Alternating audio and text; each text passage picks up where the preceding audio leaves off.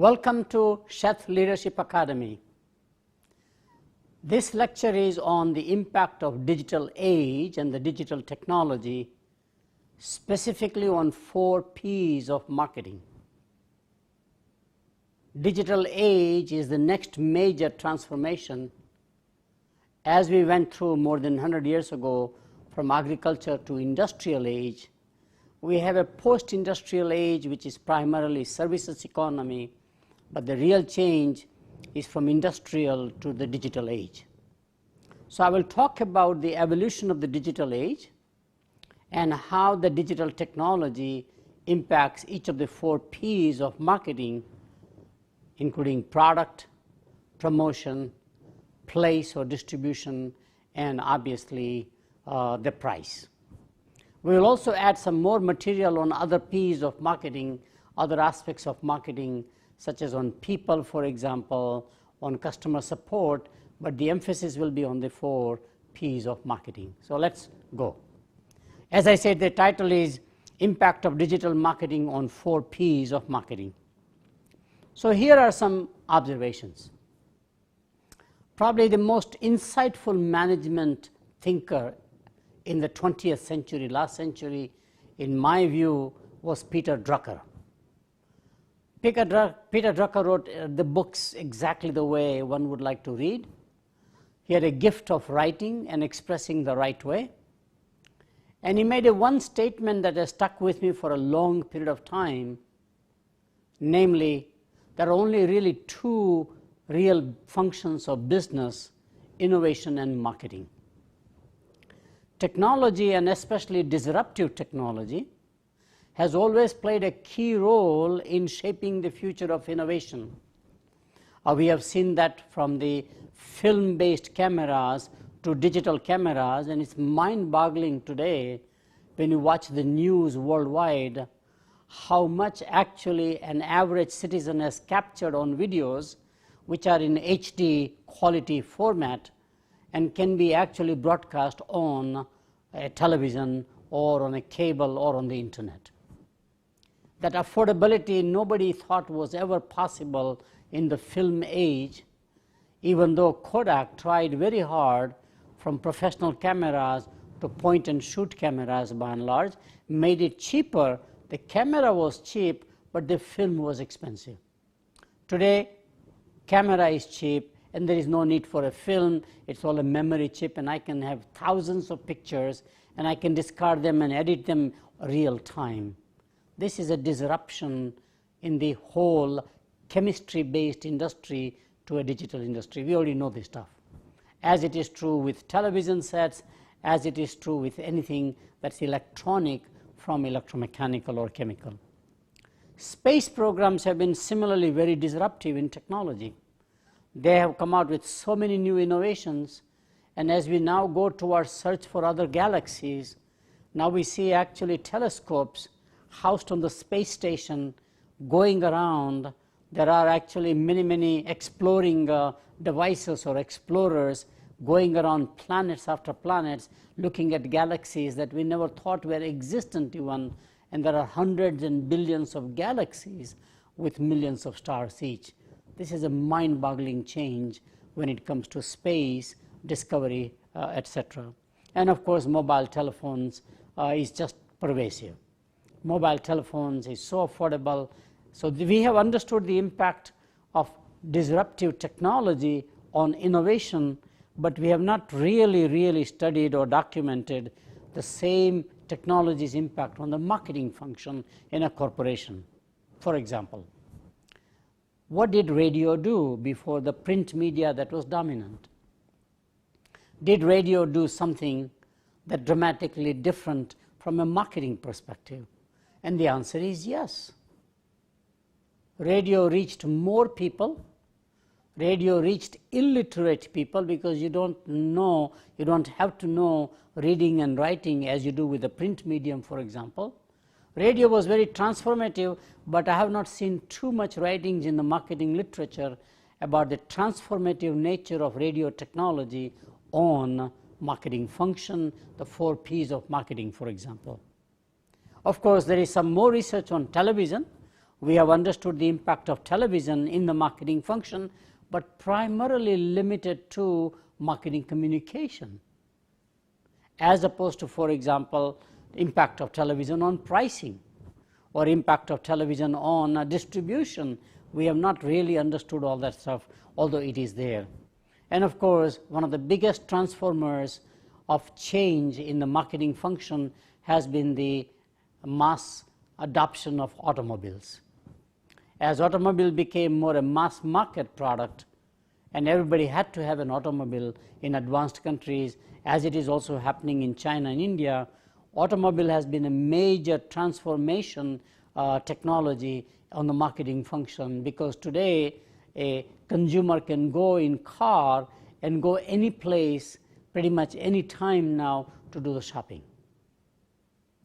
Totally different. And we have seen the whole Sears Roebuck as one of the largest retailers coming out by putting their shopping centers near highways away from the downtown, which used to be the dominant of a company like Woolworth, for example, or W.T. Grant, or S.S. Kresge, which was the downtown centric, where you did not have to drive, you just had to walk.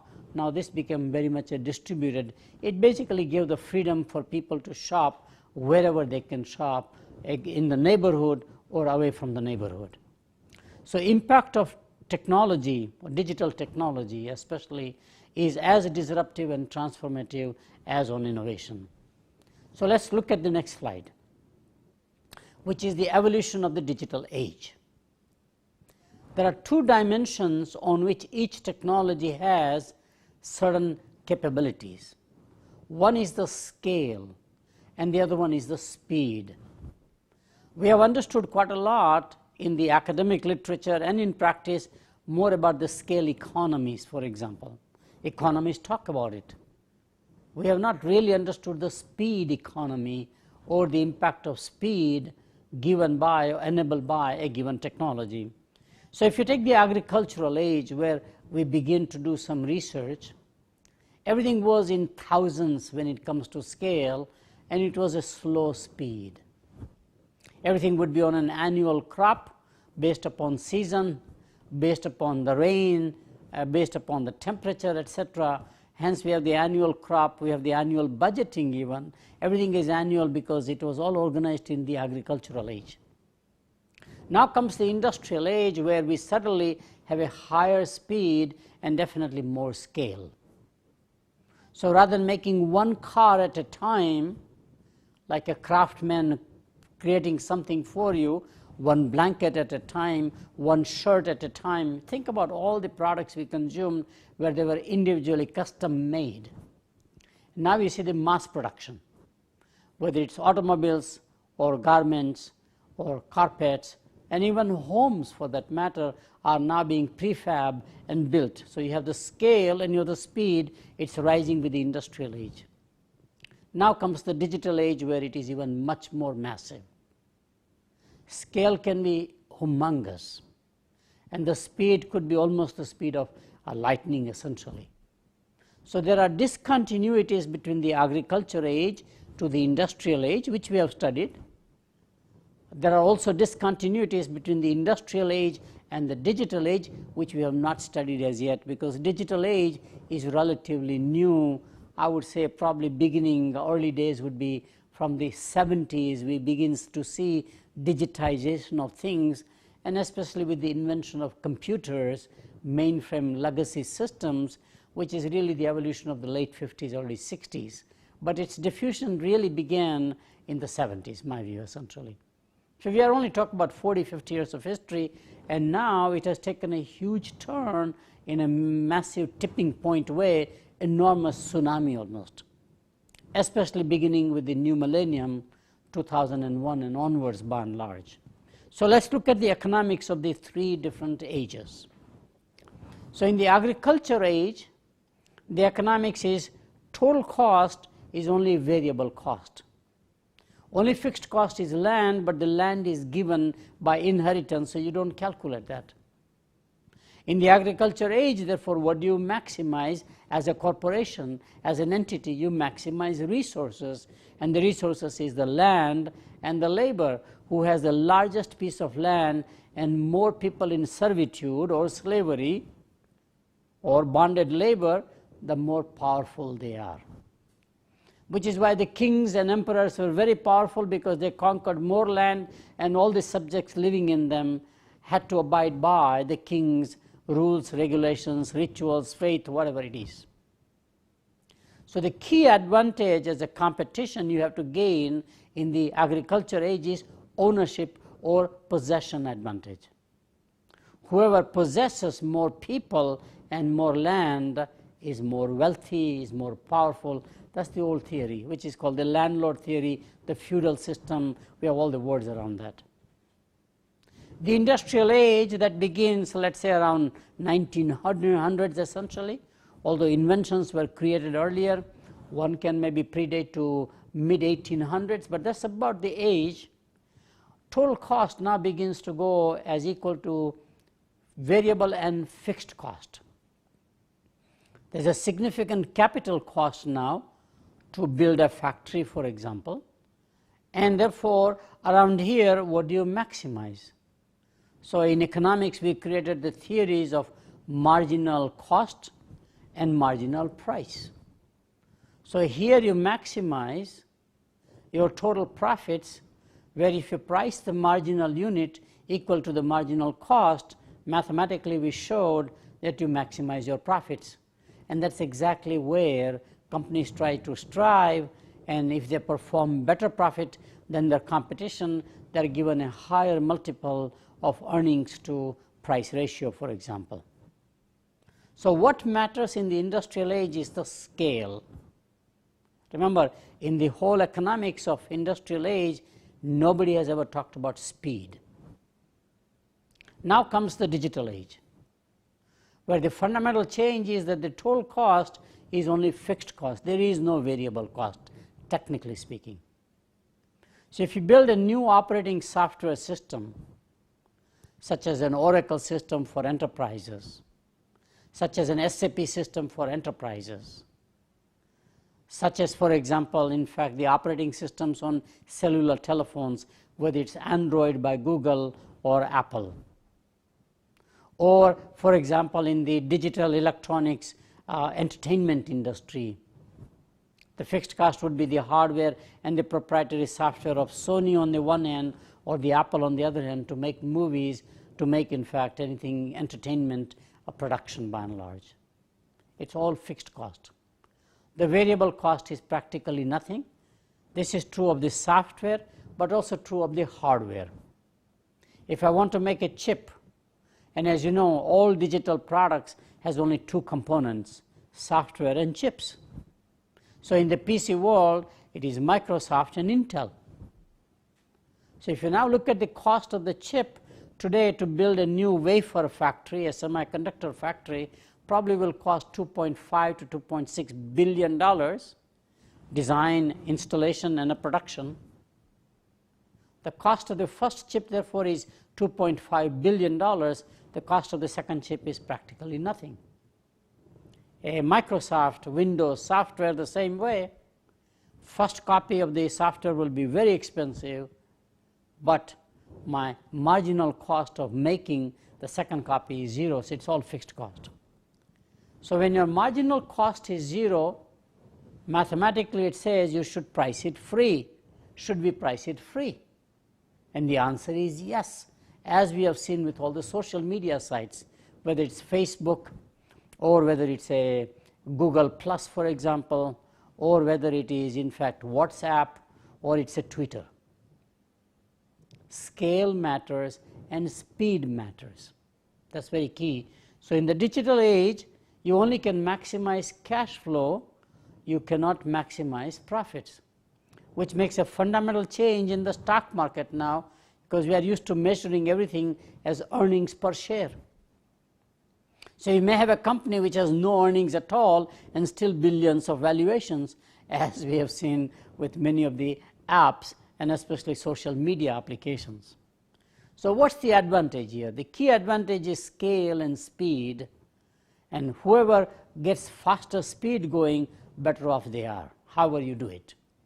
And often I have given in my other lectures the notion that in the industrial age, while it's important to have a vertical integration, you invent, you design, you produce, you sell, and you service, like the IBMs of the world did or General Motors of the world did.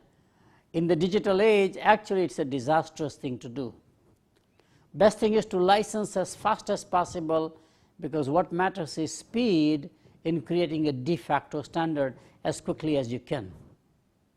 Also in the digital age, you cannot sustain your intellectual property rights anyhow. So thinking about IP rights and inventing, having IP rights, keeping them with me, etc., is not going to work as well. But I just wanted to contrast the economics of the digital age with the economics of the industrial age and the agricultural age to set the background about the digital age. So how is this digital age going to impact marketing? Marketing always has been location bound and time bound. So if you go back to the agriculture age, the milkman came to the house, milking the cow every day. The meat man came to the house.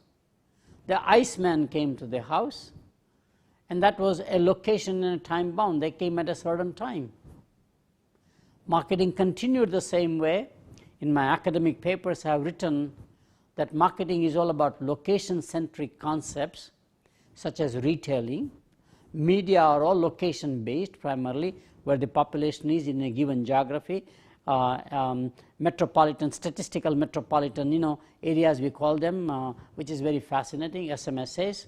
And so we have calculated everything from that viewpoint. And of course, marketing always has been time-bound. Opening and closing of store hours, for example, doing business at certain times, Sundays we are closed, blue laws about the alcohol distribution, we know all this stuff pretty much. Digital age now suddenly liberates marketing from the two prisons of time and location.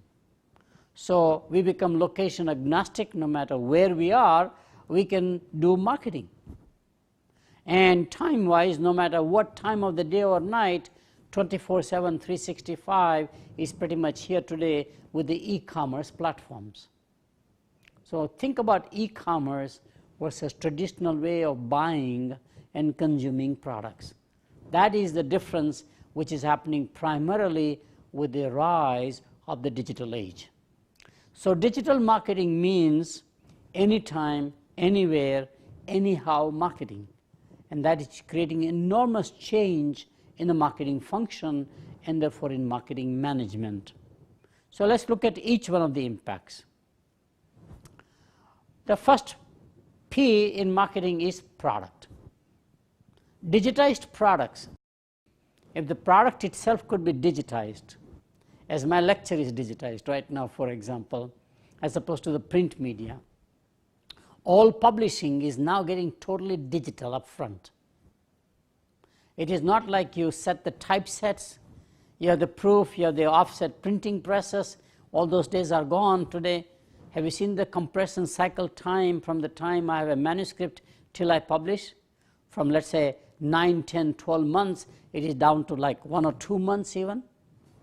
E-books are the majority. 80% of all the new books published are e-books rather than the typical printed copies. So publishing is a digitized product. So is the bank. Banks are basically digital records. We used to do it in a printing way, and before that one, you went to the teller and talked to the teller, and the teller would say, this is your balance. I remember my younger days where I would go to the bank taking a savings and a notebook, and the banker will say, all right, here is the money you deposited, let me make an entry in your ledger, essentially saying that, yeah, this is your new money you deposited, this is your total balance. Today, young generation, my children, my grandchildren don't even think of going to a branch bank. Isn't that interesting? That is, so banking itself is a digitized product or a service. We all experience airlines today, right? There is no way for a travel agent to write the ticket, call the airline by telephone. In the old days, it used to be telex. I remember internationally, telegraph and telex, all of that is gone. It's online, it's instant. So the biggest impact of digital age is going to be when it comes to products, on products that themselves can be digitized. And we thought, of course, this is true of anything that's print by and large, contracts, services, but now with the 3D printer coming, I can even digitize physical objects, and I can make factory where I can make a product of one with the same economies of scale anywhere, wherever I am with a digital 3D printer, basically, which is unimaginable. I mean, this is beyond the concept of mass customization that we all talked about till as recent as a decade ago. So, smart products and services. That's very interesting. Products that cannot be digitized, the impact is going to be that we will add more intelligence, make them smarter and smarter. We have seen the smartness in the automobiles. In fact, today, the largest cost component in building a car is not the metal like a steel or aluminum or plastics for that matter. Interior is a lot of plastics, but it turns out to be electronics, sensors, memory chips, as well as in fact processing chips nowadays, pretty much. So I can basically computerize the car, and I can integrate in the car both my server and my switch. So I can make an automobile a mobile base station. I don't need those towers to hang my electronics for mobile networks or cellular networks, for example. And I can even have the automobile and the two-wheelers move around and become dynamic networking, or what is called software-defined network, or mesh technology as it is called. Of course, my examples are equally important with regard to smart toilet project in Japan, where they have made a toilet smart so that you don't have to have a day-to-day monitoring of a very aging Japanese population by a nurse over there 24 hours, or some sort of a personal assistant or a caregiver in the family. Because caregivers are all working together today. There is nobody to be at home, so you monitor the blood pressure, etc. It's called a smart toilet project, quite big. And of course, today we see mobile payments. Surprisingly, advanced countries are much behind. Even though America invented cellular technology, commercialized it, but its applications are not as innovative as in emerging economies where they had no access to computers, so they bypassed the whole computer or a PC revolution and immediately have gone to mobile phones. So M-Pesa in Kenya, everybody today can have a mobile bank. In many other emerging economies, you do have mobile payment for your cell phone bill, for example. I have a mobile telephone in India with an Indian number, and I get an alert on my message, simply says, here is your bill, just pay it by pressing buttons. Interestingly. Think about my mobile telephone becoming my mobile bank. And therefore, there are at least 4 billion telephone sets at least out there, maybe 3 billion people having them. So I have 3 billion branches of banks. Isn't that fascinating? To me, this is a major change in the banking business, in the mobile payment business, in the credit card business, etc., etc. The second major impact, other than the digitized products themselves, is the fusion of the old and the new. Since the old, the legacy brick and mortar is still 90%, maybe 85% now, and e-commerce is 10 to 15%, growing very fast, and probably it'll reverse the role in many ways where what is core becomes peripheral and what's peripheral becomes the core. Which means we will go to the shopping mall and a physical store occasionally, only like a recreation, as opposed to going daily necessity. Even for groceries, we simply order it online, deliver it online, etc., etc. So you see now Amazon, which began as an e-commerce platform, Alibaba in China, e-commerce platform, Flipkart in India, which is a fascinating little company, e-commerce starting out, but they are also building stores of their own. Apple did that very, very well. Apple stores have become quite successful in retailing, changing the paradigm, which is very true for specialty products like Apple products, but can it be done for everything? I mean, Amazon today sells you from toilet paper, bathroom towels, napkins, for example, to a camera, to garments, to bicycles. I mean, it's just like a hyperstore virtually. They have warehouses. Is it possible for them to have physical stores? And the answer is yes, but it will be like a secondary activity. Primary activity is online procurement and online delivery by and large. We see a similar experiment going on about driverless cars. Google is experimenting in San Francisco where they are able to have cars navigated by the GPS system and the cameras without a driver. Going from, let's say, San Francisco airport to the Silicon Valley, about 1 hour in the US, maybe 1.5 hour drive. And I have just experienced Uber. It's mind-boggling. I knew about Uber but never experienced. To see a car coming within a few minutes of ordering a taxi, showing where the taxi is, giving the route, getting actually in fact the rating of the driver, how other users have talked about their experience, the size of the car, the price of the car, everything is pre-negotiated, and I have no hassle. It's the frictionless way of getting a hired vehicle. And it's growing. It is not just in San Francisco. It is in all major metro areas, and it is becoming a big phenomenon even in foreign countries by and large. So this is again that fusion of the old and the new, some fashion, which is a third major change when it comes to product. So let me review. First, digitized products. There is no need for physical products. They're only for backup for legal and regulatory purposes. Product itself is digitized. Second one is taking products and making them smarter and smarter, as we talked about. And the third one is fusion of the old and the new.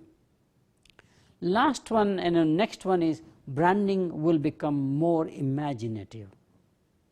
We thought we did a great job of branding over time, and we have.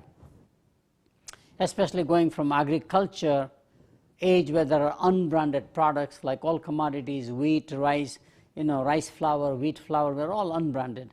We knew how to put branding in what is known as consumer packaged goods, or in foreign countries they are called FMCG, fast moving consumer goods. We did that on Coca-Cola, which is a drink of some sort. We have done that on juices like orange juice, for example. We have done on agricultural salads, for example, vegetables. They were all branded with the industrial age and produced in a scale. And we did a good job. You have the brands like Green Giant, for example, Pillsbury, Doughboy. We have created some imaginative, but there's nothing compared to what's possible in the future. Think about names like Google. I remember 20 years ago or so, Yahoo as a name. We were all laughing at that name. Yahoo, what does it mean?